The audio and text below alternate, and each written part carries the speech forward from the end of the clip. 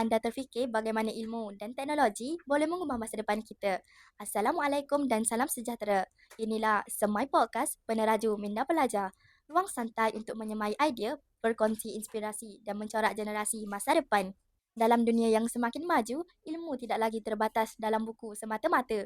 Kini, teknologi membuka ruang tanpa sepadan untuk kita belajar, berfikir dan mencipta. Namun persoalannya, adakah kita benar-benar meletakkan ilmu di hati atau sekadar di hujung jari?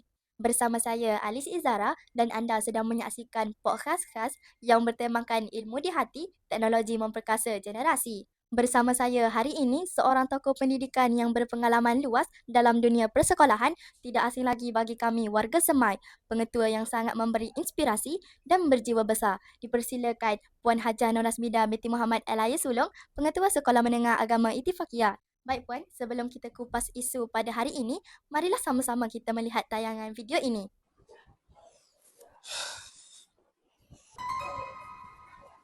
Aiman, awal datang hari ni study ke? Mestilah. Exam dah nak dekat. Aku kena skor tinggi. Itu yang penting. Betul, tapi bukan markah je yang penting kan? Kalau makan tinggi, semua orang pandang. Itu pun dah cukup. Hari ni cikgu nak tanya, apa sebenarnya tujuan kita menuntut ilmu? Untuk dapat keputusan cemerlang, cikgu. Betul tu. Tapi itu je ke? Ilmu juga untuk membentuk akhlak dan cara kita berfikir, cikgu. Bagus Alia. Tapi itu yang ramai terlupakan. Aiman, cikgu tengok. Kamu fokus sangat pada akademik.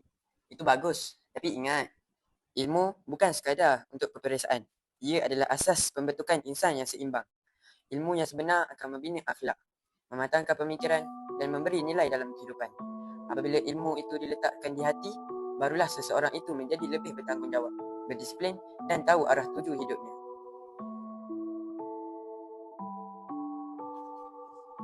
Alia, maaf tadi aku terkasar. Tak apa, itulah ilmu yang sebenar. Cikgu, saya dah faham. Bukan markah aja yang tinggi. Ilmu di hati barulah hidup ada arah. Pada pandangan Puan Pengetua, apakah peranan sebenar ilmu dalam membentuk jati diri pelajar hari ini? Assalamualaikum warahmatullahi wabarakatuh. Terima kasih anak anda Izara. Berhubung dengan soalan tadi, ilmu merupakan asas kepada pembentukan insan yang seimbang. Ia bukan sekadar untuk mencapai kecemerlangan akademik, tetapi lebih penting untuk membina akhlak, pemikiran yang matang dan nilai kehidupan. Apabila ilmu benar-benar dihayati dan diletakkan di hati, pelajar akan lebih bertanggungjawab, berdisiplin dan mempunyai arah tuju yang jelas dalam kehidupan. Menarik itu Puan. Jadi, bagaimana pula teknologi membantu dalam memperkasa pembelajaran di sekolah? Teknologi memainkan peranan yang sangat besar dalam pendidikan masa kini. Ia menjadikan proses pembelajaran lebih interaktif, kreatif dan mudah diakses. Sebagai contoh, pelajar kini boleh mendapatkan maklumat dengan pantas, mengikuti pembelajaran secara dalam talian dan menggunakan pelbagai aplikasi pendidikan. Namun, yang lebih penting ialah bagaimana teknologi itu digunakan secara berhemah dan berfokus kepada pembelajaran.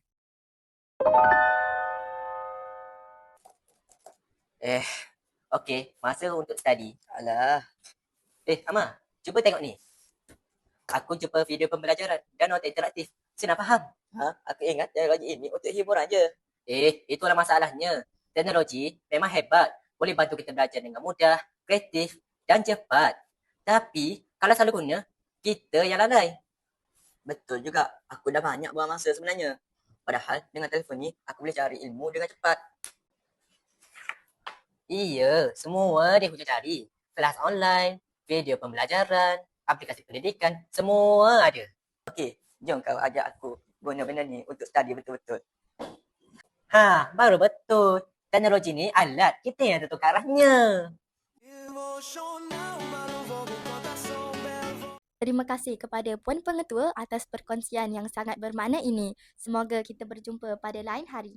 Sekian sahaja untuk kali ini. Saya Alis Izara. Terima kasih kerana sudi bersama kami. Jumpa lagi pada episod akan datang. Semai Podcast Peneraju Minda Pelajar.